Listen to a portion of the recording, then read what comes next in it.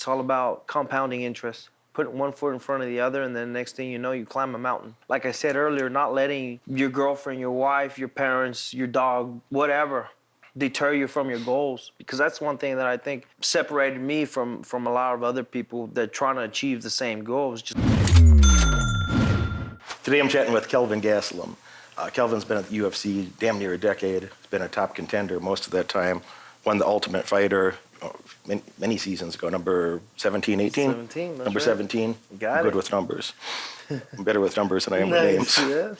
And you and I first met, I don't know if you remember this, you and I first met on an airplane. Yes. We were in Melbourne, Australia. That's funny, yes. And he came and sat next to me on the airplane. And I didn't know who the hell he was at the time. But likewise. And we chatted for a minute. Yeah. Fair enough.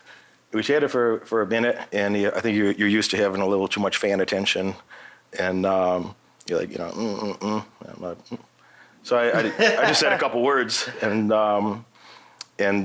you're a little quiet or distant. And Yeah. I'm no, like, you know what cool, it was? bro. How long All good. was that, you think? Well, that was you were the main event. So that's what I found out later, that that was you were Melbourne. going to be I was the main already event fighting for with the Whitaker. title. That's right. You were fighting for the title that week. Yeah, no, with strangers, I'm like very shy when it comes to like meeting strangers. So maybe that's why, So nothing against nobody and anybody out there. If I shut you off or something like that, it's just me being shy.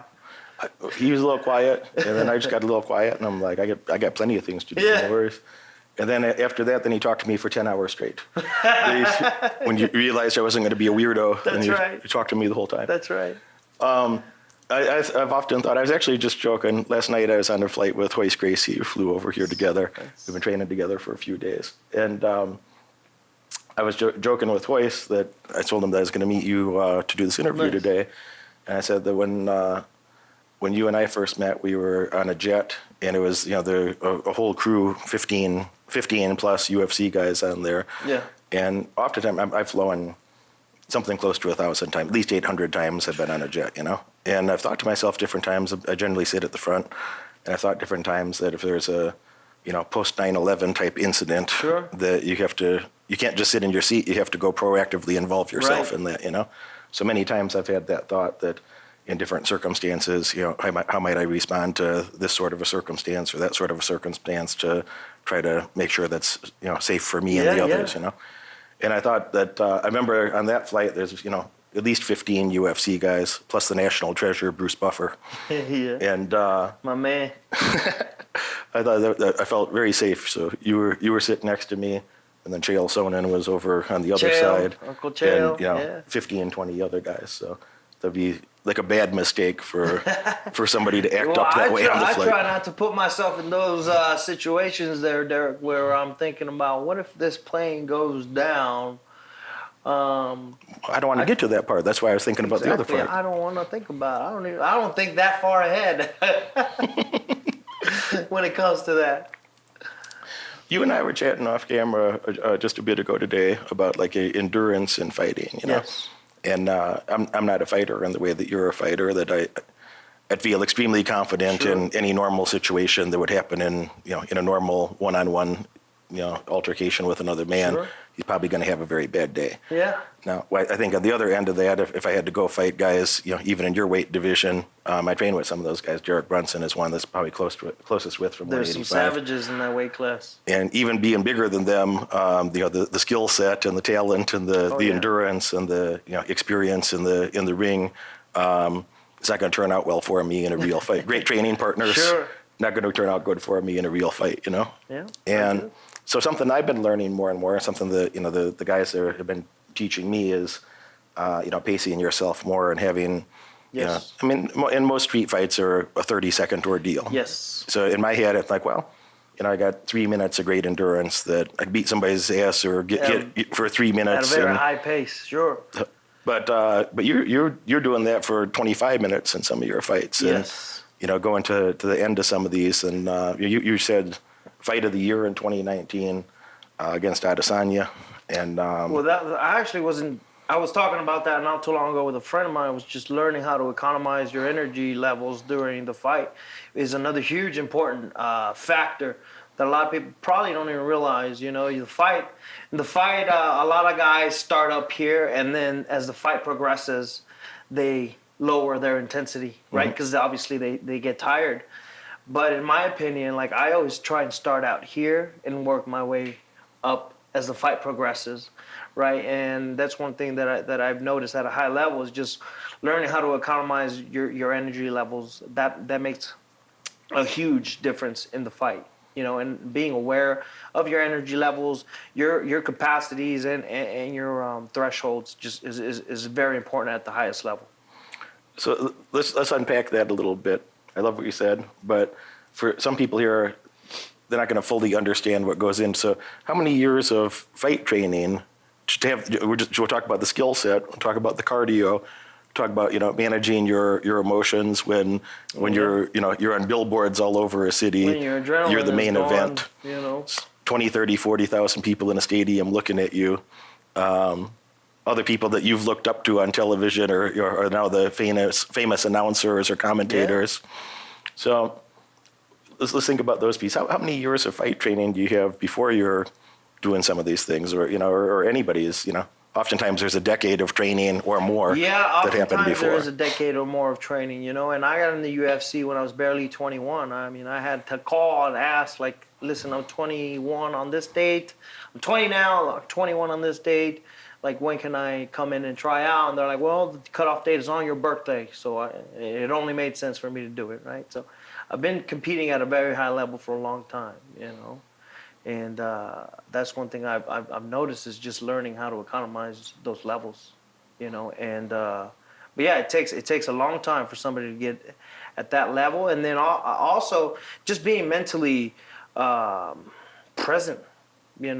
A lot of guys get blown up by the lights and by the stage and by all the people around you, and it's hard to stay focused and leveled at that moment. But I think the greats, that's what separates the greats and the elites from the guys that aren't. So you mean you don't feel compelled to respond in real time when some chubby dude with a beer in the audience like stand him up. No. Just, no way. You guys suck. No way. I am being in that cage is one of the few times in my life where I'm like actually, well, not one of the few times, but it's like you're really living in the moment. There's no thinking ahead. There's no thinking back. It's like you're living the actual physical presence, and there's no way of thinking backwards or forwards. It's just in the moment. What are maybe some things that you've used to calm your mind or to get yourself into that professional state where and I don't want to put words in your mouth, but for me when I have something the biggest audience I ever spoke in front of was like 1,100.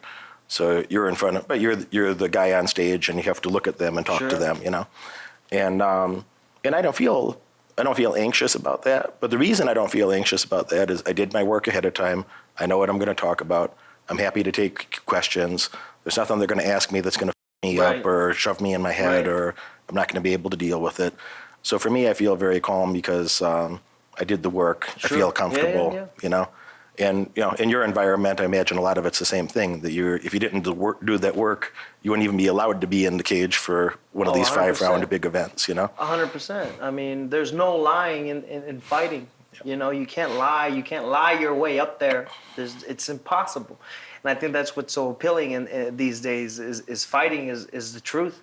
With so much fake news and a lot of fakeness going around, right? Fake television, fake movies, and everything's fake. People are looking for real. The UFC is a real sport with real people, and they're going through real struggles, and I think that's what's so appealing about the UFC. I agree. People have been asking me different times of why do you interview all these fighters? Why do you interview? I did interviews with other people that won Olympic gold medals or Super Bowl rings or so on and so on. A lot of other athletes, some non-athletes. And they asked me, why do you interview all these people, fighters? I said, well, they're the only people that aren't full of shit. Hollywood people are totally full of shit. And, I don't want to put words in your mouth or make you sure. an uncomfortable, yeah. But in my opinion, That is a bunch of most actors. Hollywood people are just full of shit. Actors. Most right? musicians are just full of shit. They'd say anything. They'll say whatever, do whatever Oh, because they're actors. And the pureness, or I like what you said, that like fighting is the truth. Is like you can't bullshit your way through something. No You can do a way. little shit talking before the fight and attempt to get in somebody's head or whatnot, or None sell of some that tickets. matters once they close the doors. Yeah. None of that matters. It's that's why I think it's so appealing. I mean, people are fighting every day their own battles, and that's why fighting is such an appealing sport. I think I think UFC is the last place that it's the last sport that there's not a lot of political nonsense on either side. It's just it's focused on the sport. It's focused on the athleticism, the skill set. It's focused on the best, fighting the best, and the best trying to beat the best. Yes. Yeah, absolutely. I have a lot of respect for it for that reason. Me too, and that's I think a lot of it has to do with Dana White. He has a way of running things, and he hasn't let other people try and influence the way he runs the company, and obviously he's been very successful. Some people talk bad about Dana. Three times I've met Dana. Had brief conversations. We're not close friends. He knows who I am. Of course, I know who he is. I always liked Dana. I always thought that go build your own multi-billion-dollar business from scratch. Yeah. Go build your own multi-billion-dollar, like pioneer a new industry from nothing, and see what kind of pressure you get. See if that's easy. Yeah. No, it's the work that he's done, just how he's revolutionized the sport, came in and brought in the officials, made it official. Just he's a revolutionary. I like the guy a lot. I like him a lot too. I always have. There's a lot of effort that most people will never know the pressure to go build what he did, and you can't even imagine. Over in different years, you have different agendas from external parties. They're trying to push this or push that on him, and I think that everybody that I know that knows him well says he's kept his word on important things over time. He's not the type of guy to go backstab people, and he's a tough negotiator. So I always hear that he's. That's for dang sure. Several people have told me that if you called him personally and asked for help with something, he'll probably do it. Yeah. But if you called him officially in a business negotiation, that you're going It's a tough guy. encounter a different personality. Obviously, he's successful for a reason. Sure. He's mean with it. Yeah. But no, he's also very helpful as well. Like you said, I've been in the company for almost 10 years, and just he always comes through and helps out with whatever I need. So it's been great. Even the knee surgery that I recently had, like the UFC's covering that. Like, they didn't have to. Yeah. No, that's cool. It was great. Yeah. That's cool. What are some moments of turmoil or testing moments that you had to go through to even to be there to begin with your childhood? To go win the Ultimate Fighter at barely age 21, you probably had a couple uncomfortable moments in childhood. Well, shoot, I come from Yuma, Arizona, brother. I don't know if you know much about Yuma, but not a whole lot happens in there. Not a whole lot happens there, and it's really tough to come out and really.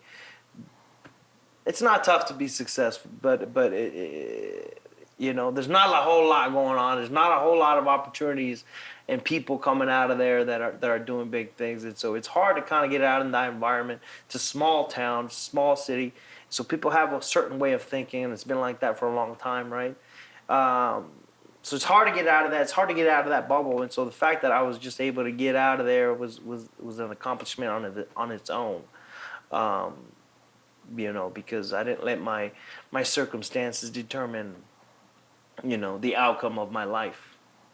Because obviously it's a very poor community. It's a border town. It's border town to Mexico. So south of us is Mexico. To the west is California.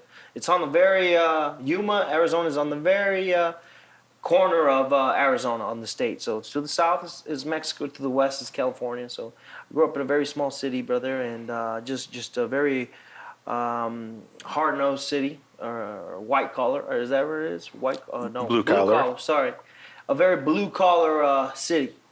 A lot of agricultural work. So it's a tough place to grow up in, but it's made me who I am. When did you start training? You didn't just walk onto the show and Yeah. accidentally win. You had some training that went in before that. How old were you when you Yeah, I started? had been wrestling, since I was 11. And then I had an assistant coach who was like, why don't you come try some jiu-jitsu? When I was like a sophomore in high school, I didn't know what the hell it was. And I went and tried it out, got my ass kicked on my first day ever. They didn't tell me what to do. They were just like, all right, don't let this guy up. And I'm like, holding him down. He's on top of me. I'm trying to hold him. He gets up and just beats the crap out of me. And I'm like, oh, damn, all right. I'm kind of just looking at the stars, which was my first class ever, MMA class ever. And then I kept going back every day. And then at 17, I was 2 years later, I had my first MMA fight. And I was like, this is what I want to do with my life. And I was pretty set from that day on. Yeah. Yeah. What sort of obstacle? The type of people that are going to watch this, there's kind of, two general groups I think of. And 80% of them are, they just watch something like this for entertainment. They'll see us on YouTube. Sure. And then, they'll say something nice, and you guys are great in the comment box, and then they'll go back to their, very boring and mundane, nothing life. Which I don't mean to make fun of them, except to the extent that I think they could do better. Sure. If they're watching my channel to begin with, they already know they could do better. They're thinking about it. They're kind of thinking about doing better, Listen, guys. But they don't know. Maybe you like making 40, 50 grand a year and doing normal people shit. Yeah. Maybe that's for you. But the other 20%, they're already doing substantial things that they're on their way to go be somebody. Nice. And if you gave them some advice, they're likely to even follow it. There's 20% that probably would even follow the advice, which is a good percentage. But for somebody, maybe they came from a, small town, not much going on there, and they're, thinking of like, is success for me, whatever that means to them. Could I be a successful fighter? Sure. Could I be a successful businessman? Could I go be somebody, do something different that most people around me aren't doing? What was the click in your head that got you from, small town guy to, man, I got to go be somebody. I got to go do something. I think what separated me was just the fact that I was not going to let anything deter me from my plans. I wanted to be an MMA fighter from when I had my first fight. I didn't let anybody or anything deter me from those plans, right? Whereas I had a lot of other people that were a lot more talent. How do you say it? They had a lot more talent than I ever did, but they allowed whatever work, girlfriend, parents to, deter them from their plans. And I didn't. I just kept on trucking. I had my eye on the vision, and I think that's what separated me from the rest. Was I had my eye on the vision. I didn't let a girlfriend. I didn't even have a girlfriend until I was like 18. That was my. So I didn't let things get in the way of me chasing after my dreams, and I think that was the main thing. It was just staying on track, no matter where life took me. I was staying on that track to become an MMA fighter. Jake Shields is my main coach. That he trains with me the most MMA. So Nice. I know Jake. Yeah, I'm sure. So we spend 3 days together training. He comes out. He flies to me every 4 weeks. We're on the mats for Nice. 10, 12 hours in 3 days. And then I train with other guys in between that are other guys that that are mostly UFC guys.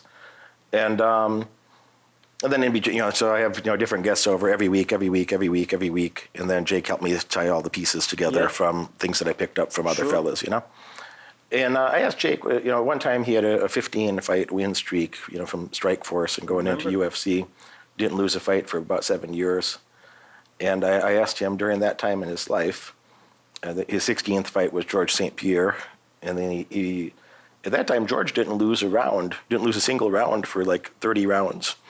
That's right. And two of the judges gave Jake 2 rounds in a 5-round fight. 2 of the judges gave Jake, 2 rounds and 2 rounds. So said it was a close fight, So I remember GSP was pretty beat up after that fight. I mean, It was a close fight. he's GSP, so he's kind of, both of those guys are pretty superhuman, Yeah. But yeah, it was the closest fight he had for a long time, you know. So anyway, I asked Jake during that time in his life that so what were your behavioral patterns like, or how were you spending your time away from fighting? And he said, well, everybody else, they win a fight and they want to take off for 2 weeks or a month and go off for a month. And he said, well, when I'd win a fight, he said, you fight on Saturday, you fly home on Sunday, and Monday I'd be back in the gym. And he just said very matter-of-factly, and he's like, if you're going to miss your girlfriend's birthday, you're going to miss, family things, you're going to miss a lot of, normal people stuff. Oh, yeah. That's what it is, Oh, yeah. And a lot of people don't want to hear that. There's this nonsense on the internet that says that you can play video games, smoke weed, and do not much else, and somehow magically you're going to be successful at something, And I gave up video games at 13. I gave up weed soon after. And I don't care what people do, I support their right to do any damn thing they want with their lives.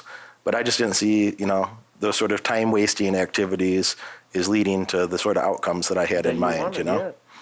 So I think different people have different goals. And something that I say very frequently, I think success is a lifestyle choice that you chose, that you're like, man, I'm going to go do this. Correct. And I'm going to have to say no to a lot of things to say yes to this, but goddamn it, I'm going to go do this. Oh, yeah. You might have said that in different words, but no, there's tons of things that I never wanted to do to be able to get to the position that I am in, right? And you have to do the things that you don't want to be able to get to where you need to, right? And shoot, I've done plenty. I've done plenty of things. I can't even think of one off the top of my head, but I know I wanted to tell the story about when I went to the Ultimate Fighter. I had to borrow some money to get there, enough money to just get there. I didn't know how I was going to come back. Imagine if I didn't get chosen. I would have had a long walk home, because I just borrowed enough money to get there, and as they say, I just kind of burned the ships, just kind of went, and I went, I got chosen out of like 500 applicants, and it came down to like 50. Then they kept us there the whole week, and then they flew me back home. But I was just remember thinking, like, how am I going to get home if I don't get chosen, But that's another cool story that I like to tell. Is just I just went for it. No plan B. There's no plan B. It's just this is what I'm here to do, and I went out and did it. I had no other escape plan. I was talking with Daniel Cormier recently, and we were discussing plan Bs, and he and I, he's strikingly handsome like I am. Yeah. And he and I both agreed that if other things didn't work out in our lives the way they did, at least we could have our modeling career to fall back on, Yeah. So. Exactly. Shout out to DC. He's got his Hall of Fame induction. I was happy when I saw that DC got his. I'm a big fan of DC and what he does outside of the ring. Oh, you were there. You were there too. We were in Phoenix together. That's right.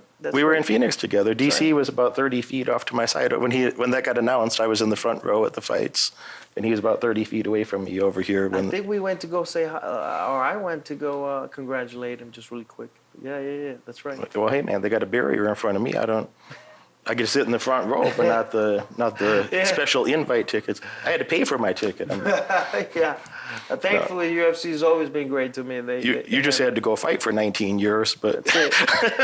Just had to be fighting the best in the world for a decade, and then I get a decent ticket. I can get a free ticket if I just beat up some of the toughest dudes in the world like you did. Yeah, I think Dana will hand them out. All right, Dana, I'm training hard, Dana. I'm gonna see about my free ticket. We'll talk about that next time I see you, Dana. So who's in my weight division? I got to beat up Ngannou. Ngannou. Well, Cyril Gane. Who else? Arlovsky's my buddy. I don't want to fight Arlovsky. What's his name? Jiri? No, not Jiri Prochazka. No, he's a 205. Dang, I forget what country he's from, but he knocked out a couple people as well. Don't worry. After I have a couple of those fights at 265, I'm not going to remember any of their names. That part of my brain will be permanently damaged. Let's get him a fight, Dana. Let's go. I'm training Dana. Boy said I'll be ready in 3 months. There we go. 3 months. He says, baby. I'm ready for That's October. I'm 43 years old. So you think Andrei Arlovsky is what, 44? No, same age, 44 maybe. When Andre had his last fight a few months ago, Andre had his fight in Vegas, and he had about 10 stitches in his head right here. He had about 1.25 inch gash in his head. Andre fought on Saturday. I was in the front row. He took the time to come over to say hi, still bleeding from his head. It was over at Apex, so it's small, Yeah. Andre got out of the cage, took the time to come say hi to me in the front row, and Bleeding his butt off. still bleeding, and he flew back home for him. And on Tuesday morning, that was Saturday. Tuesday morning, he showed up just like scheduled. He took a fight on short notice. Didn't even call me or tell me to reschedule. Yeah. And 3 days later, he's at my gym training with me. Oh wow. So, and I got to be respectful of, to not, to be careful with his head, to not mess with the gash. And despite that, he still threw me on my ass plenty of times. That's what makes a lot of these, or all these fighters special. Is just they're just a different breed of human. I've been around it obviously plenty, and I mean, fighters, we're just a completely different human species than what a lot of people might think. I don't even know how to describe it. Yeah, it's just we're just a different breed of person, but great people, obviously. The MMA community is full of great people. I think so too. I think people don't really understand the depth of that. And super intelligent people as well. So I was just going to say that next is that there's a lot of very smart. You can't have a average IQ or be a dummy and go have the best possible outcomes. So think of it. I mean, it's hard to convey in words, but think of the layers and layers and layers of strategy that you have to implement, and you have to be a good psychologist just to control your own damn emotions. That it's like a normal human instinct to move away from some situations that you have to train yourself to move towards. Yeah. And to be calm, and control your breathing, and make the right decision in the split of a second, right? It's a hard job, but there are good perks to it. And like you said, I mean, the guys at the highest levels that are winning championships, they're not dumb guys. These are very intelligent people. Very intelligent beings, and I was just talking to somebody about it. The UFC, I think, has some of the most. It's probably the second organization behind golf, or the second sport behind golf, where there's that many college graduates. Mm-hmm. I would think it's about second or third behind golf. That makes it. Well, there's a lot of people who came from wrestling backgrounds, Yeah, so they all went to college. They all have degrees. People left their jobs as a lawyer or doctor or engineer or whatever to go and fight and pursue this dream, right? Rich Franklin, Rich Franklin, I imagined. Yes. Rich Franklin was over 8 days ago. We were training together, and Rich has got a master's degree, and his bachelor's degree is in mathematics, and his master's degree is in teaching. And maybe unsurprisingly, he's really a great teacher. That we were, it's our first time that we were spending time on the mats together at my place, and he just thinks about things a little different than some of the other fighters, and he's very good at communicating. He was a police officer. He was which is cool. And no, he's a very smart individual. I like being around Forrest a lot too, and just listening to him, having conversations with him. He's a smart dude. Get to pick his brain a little bit. Obviously, he's been there, done that. Yeah, I like him a lot. I know Forrest, and Forrest has been nothing but nice to me. We did an interview together a year ago, and he's invited me over the PI and walked me through the facilities over there and whatnot. He's running that whole thing now. Yeah, Forrest has been a really good guy. I'll make an example from Forrest's life, and maybe you have an analog from your life, but Forrest had a couple of fights you might be familiar with. He was the original Ultimate Fighter. He won the first season of Ultimate Fighter. And,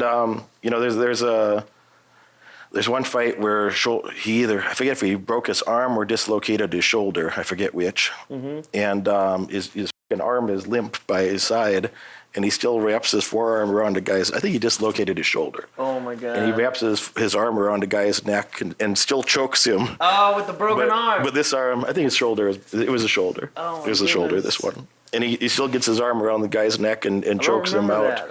That's crazy. And he had a different one with a broken arm. So the separate fight, he had a broken arm first round and still knocks out the other fella. Actually, Rich Franklin's got a story like that when Rich fought Chuck. Mm-hmm. Rich got his arm broken the first round, maybe 2 minutes in, and he still won the fight in the first round. Knocked him out with that same arm, I think. If I remember correctly, yeah. The toughness or tenacity that goes in there, and you've had some of those type of brawls that are vicious and You know, That's what I'm saying. It's like the MMA fighters are a different breed, man. He could be bleeding down the face, and he went to go say hi to you. You know. Yeah. That's what he was worried about. very casually. Yeah, and that's what he's worried about. Oh, I gotta go, say hi, which is great. It just speaks of his character. I probably would have done the same. Who knows?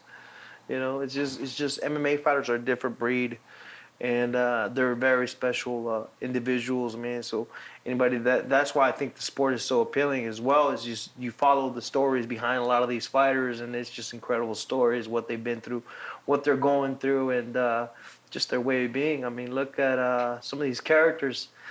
People are loving Sean Strickland right now, right? He's a little bit of a head case, and I've been around him, and he's funny. He's like that all the time. I've been in the same room with him, never had the context to have a conversation, but I'm aware of who he is. And he says some pretty extraordinary things on occasion. Yeah, no, he's a funny guy. He likes to have fun, keep things light. Who are some of the fellas you looked up to when you were a kid coming up? You're wrestling, and or maybe you had your first MMA fights, and you were thinking about it. Who are some of the guys that you looked at that were maybe role models or people that you looked up to? Or definitely George St. Pierre. Yeah, is the biggest role model idol that I've ever had. I mean, to me, he is the standard of what an MMA fighter, MMA champion is. He set the bar for everybody else, and I don't know if there's been a champion quite like him still to this day. Just his aura, the way he is outside of the ring, and obviously inside his accomplishments. It's just. I think to me, he was the best ever. And I actually got to train with him back in 2013. They contacted me to go help him out for his fight against Johnny Hendricks. I went out. I spent 2 months out there in Montreal with him and his team, and it was just incredible. I had barely won the Ultimate Fighter, and so I was 21 at the time, and it was just me training with the number one pound for pound guy. I mean, they rolled out the red carpet for him everywhere he went. I mean, he was just a god everywhere we went. Sure. And so it was a cool experience for me to be able to hang out with the guy that I admire the most. we got several mutual friends, George St. Pierre and I. So Jake Shields is a buddy of his today. They're good. John Danaher, you probably know, is close to John. Then. Yeah. Gordon Ryan, Gary Tonin. Yeah. So there's several guys that I know that, a couple of those guys I'm very close with. And the thing is twice George has asked me, says, yeah, come train with us and we'll do an interview. Yeah, come train with us and we'll do it. But George don't plan a schedule more than about 10 days ahead of time. And my schedule's always planned just 2 or 3 months ahead of time. Yeah. So I'll get these last minute invitations to come train with George. I'm like, I'm not going to cancel on somebody. If I already made plans for somebody else, I'm not going to play that game of it's George St. Pierre, so fuck you, Sure. So I just never been that type of person, So I'm always making my schedule, 10 weeks ahead of time. Yeah. And then sometimes. Twice I got those invitations. George, just let's make plans 3 months ahead of time. George. You can do it. You're George St. Pierre. You can build your schedule. You schedule 1 week, 3 months ahead of time so we can do this together.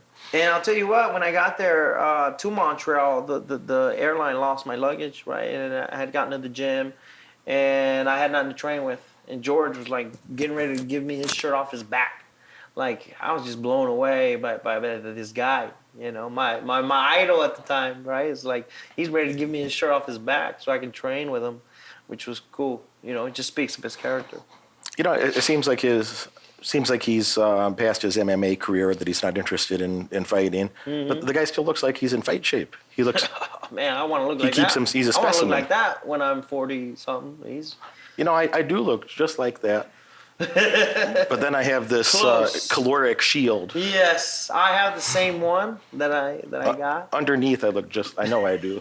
Exactly. I know I look just like that. But then I have about 30 pounds of extra, calories, just in case. I have that same issue, Derek. Don't worry. Just in case. Yeah.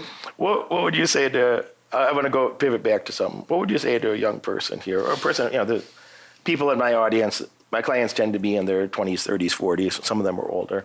What would you say to somebody here that wherever they're at, they actually want to do better? They actually want to do better. Not the guys, you've seen plenty of guys that come to the gym that they're going to be the next UFC champ, but a month later you never seen them again, So to hell with those people. I don't care about those. They don't even care about themselves. If I say it harshly, it's like, I can't be more dedicated to their success than they are. Exactly. You can't be more dedicated to somebody's success than they are. And I've been there trying to help push people, and it's just like I want it more than they can. Just can't have that. What would you say to the few watching that actually want to be somebody that they put in the work? What's that road look like? What do they got to do? A lot of the times it's patience, right? Staying on the course. People want results right away, right? And that a lot of the times isn't the case when you're trying to do something great and something big. It's all about compounding interest, right? Putting one foot in front of the other, and then next thing you know, you climb a mountain, right? So it's about staying the course and not letting, like I said earlier, not letting your girlfriend, your wife, your parents, your dog, whatever, deter you from your goals. Because that's one thing that I think separated me from a lot of other people that trying to achieve the same goals. Just I stayed on the goal. I didn't let circumstances or people or events determine me getting out of line. So it's hard. It's easier said than done, right? Because you got obligations, you got life to deal with, you got work, you got all these things pulling you from everywhere, each and every direction. But at the same time, you have to fight to stay on that course. You know, in my life, I have this sort of affliction that I'm not very good at doing anything halfway, you know. I either kind of obsessive and really go full force at something, or I tend to not take on projects that I don't feel excited about, that I'm going to be like, I'm not a dabbler, you know. Yeah. And a lot of people, you know, I've had that criticism at different stages over years of, you know, I'm a high school dropout. Later on, I spent 9 years in universities. I went to the #1 business school in our country. I was ranked #1 by all the 3 of the 4 publications that matter. U.S. News and World Report, Business Week, and The Economist. All 3 out of 4 said is #1 out of 416. So I went to from high school dropout to Ivy League, graduate school graduate. And that's fine. That's educational stuff. Those are like little, you check the box for society type of thing, that you went to like a Harvard or Chicago or these type of schools. But from high school dropout and with the family that I had, it was unimaginable to even do that. Sure. Now all my classmates, they went and got a job for 150, 165 grand, and they get to work 90 hours a week for that, and have a lot of stress in their lives. And I didn't go there to get a job. I quit my last job when I was 19. I'm not the type of person supposed to have a job. I'm 43, and I can't imagine what would make me fill out a job application. Right. I would for sure turn to criminality before I would fill out a job application. I have enough faith in my business skills that probably it won't come to that. But if it does, hey, you heard it here first. But yeah, man, at any stage when you're dealing with the public, and you would have had your version of this, at any stage when you're dealing with the public, I made a lot of money in the recession in 2009, 2010, and so on. There's so many good bargains. I made a lot of money in the stock market. Then I bought a bunch of distressed real estate. Then I sold that over the years and made more money with that. And then 2020 happened, and that's my little heart goes pitter patter, and I get all excited when there's a good turmoil in the economy, because that's when I'm going to multiply my net worth. So I have 3 courses that I help people with. I teach them about real estate. I teach them about entrepreneurship. I teach them about the stock market. In each of those areas, I made over $10 million myself. I made more than $10 million in my net worth from real estate. I made over $10 million in net worth from entrepreneurship. I made more than $20 million from the stock market. And but there'll be some hater on the fucking internet, or there'll be some hater out there that's like, but you're fat. Or, and then they see me train. I don't want to say the guy's name, but there was a guy that I was training with that who's a former champion. He's an amazing guy. Sure. And I'll say his name off camera.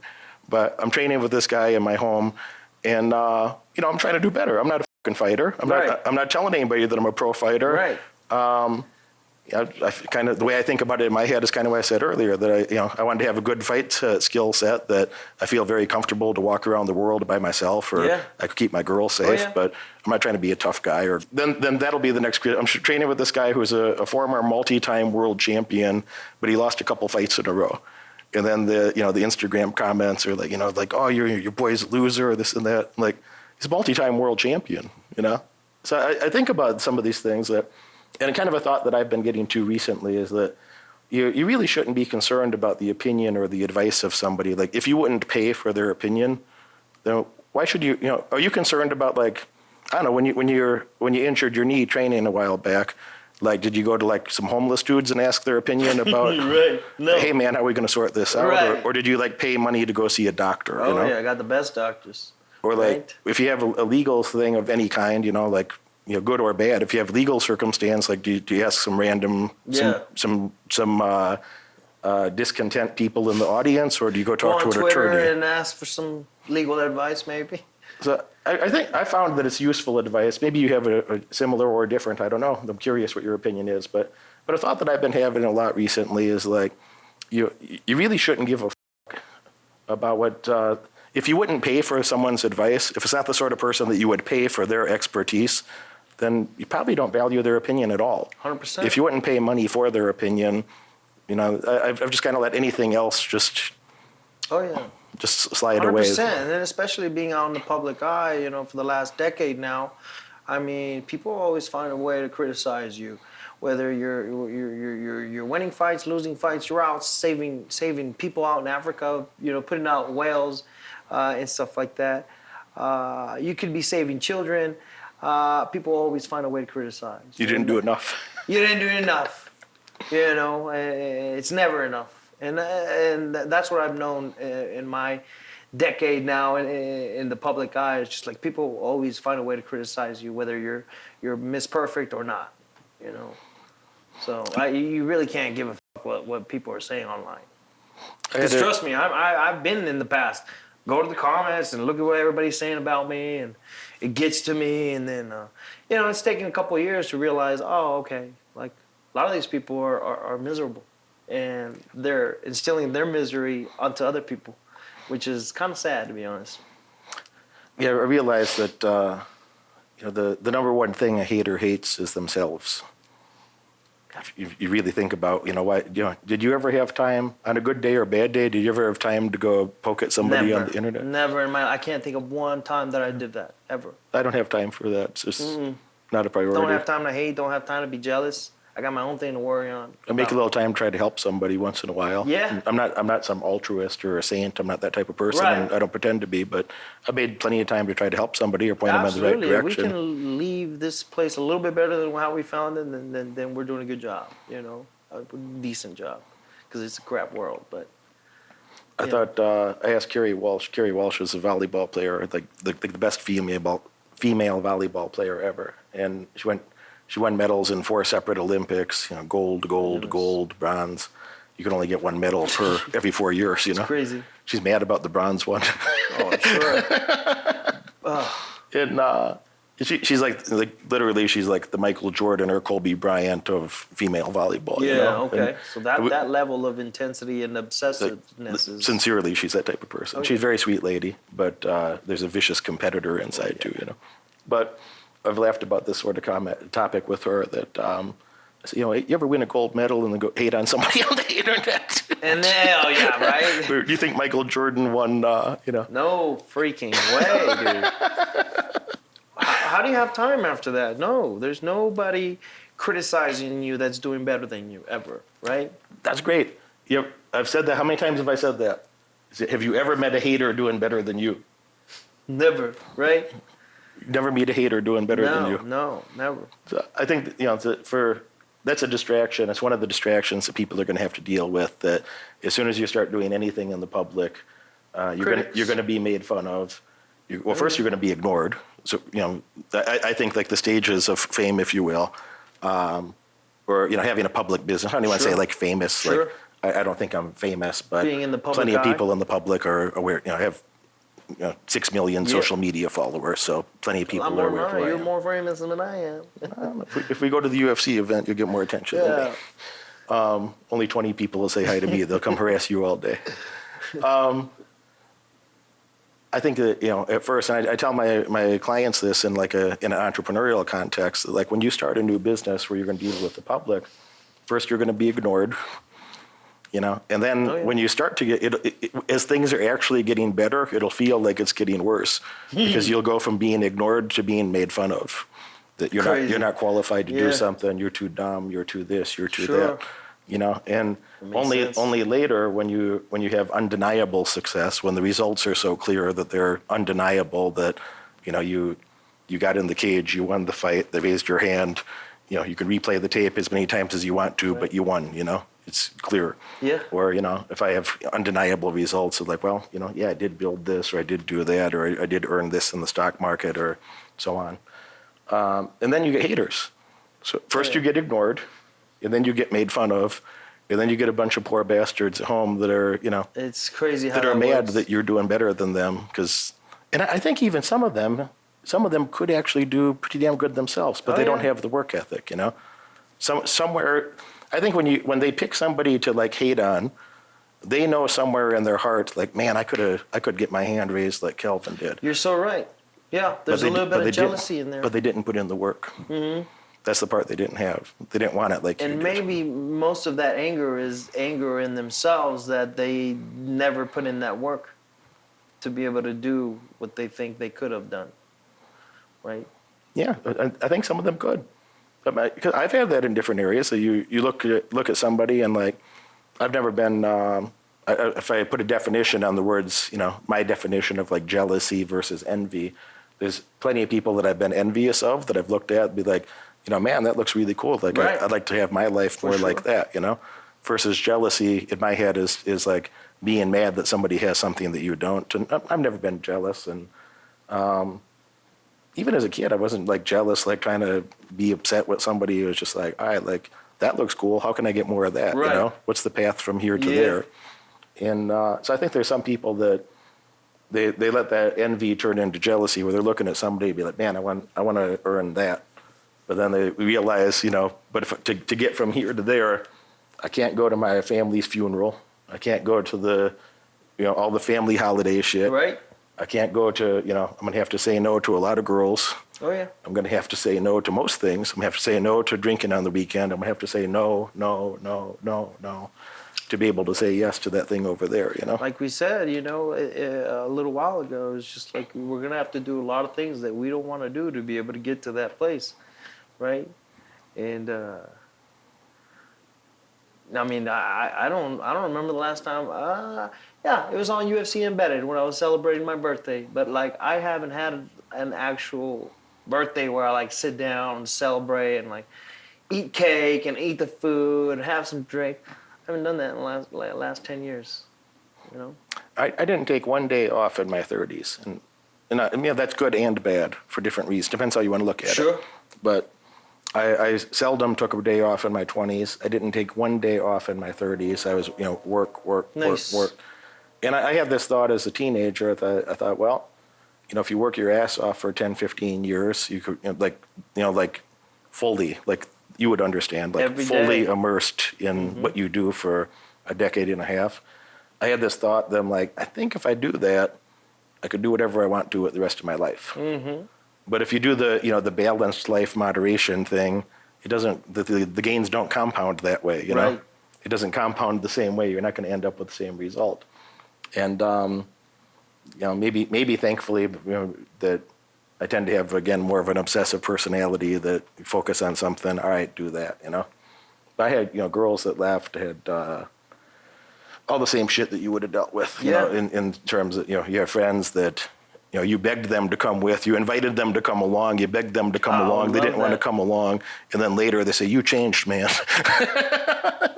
It kind of sucks because even I will tell myself, like, what if I change? It's like, man, you know, but it's like, no, these people didn't come with you for whatever reason.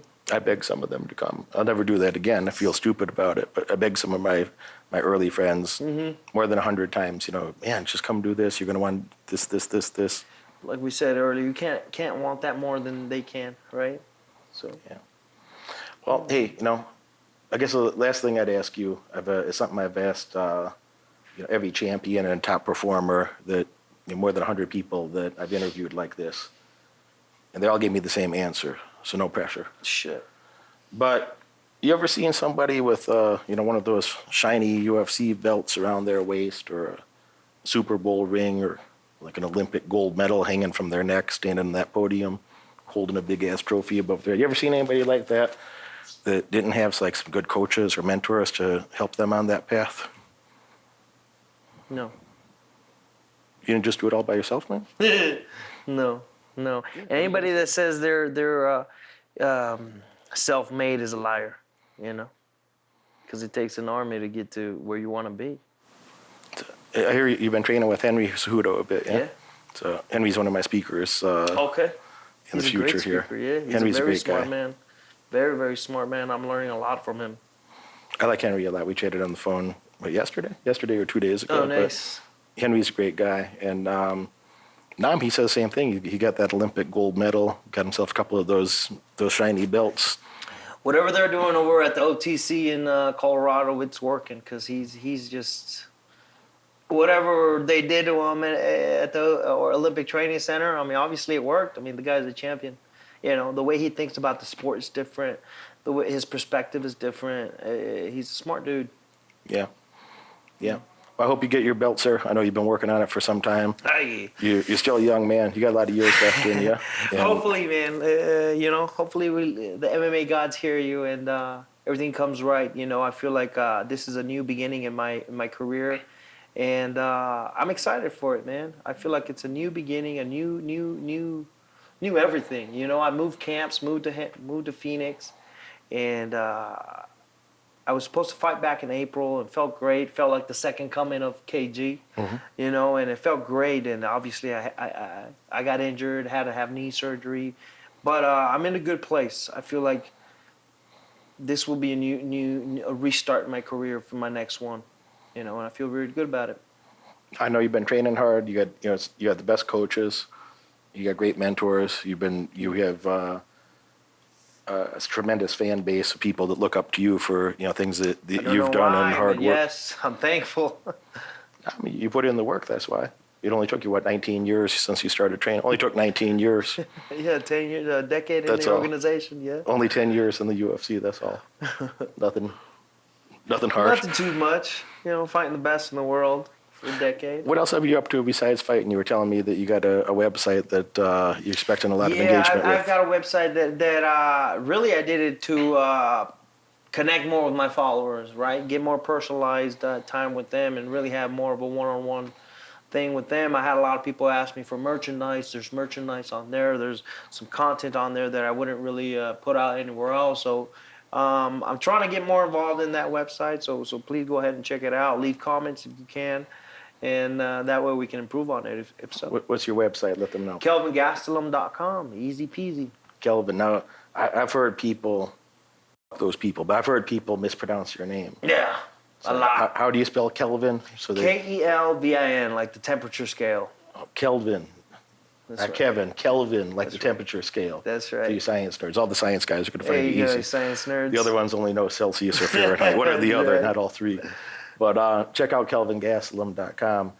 He's told me he's going to post more things there to interact with his closest fans. There are more personal things about his life, his training, his family, what's going on behind the scenes, and also an opportunity to have some memorabilia or merchandise to support your favorite fighters and have a closer connection or represent, be part of that mission together of what you're doing. These shirts, you're supporting me 100%. So all the I think about that is they're not.